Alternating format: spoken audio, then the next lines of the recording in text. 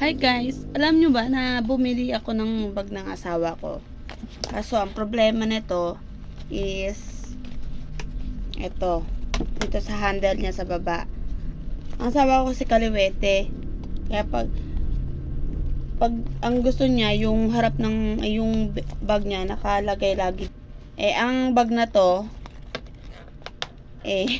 andito, dapat ililipat dito. Kaya ngayon ang kailangan natin gawin is tatastasin natin to, ililipat natin dito. Diba? Kikita nyo ba guys? Yan. Dapat ililipat lang natin ito dito. Okay, let's go. Gawin natin. Dahil nga pala wala akong pantastas o gunting dito, ito na lang malit na kutsilyo gagamitin ko. Sige guys, gawin na natin.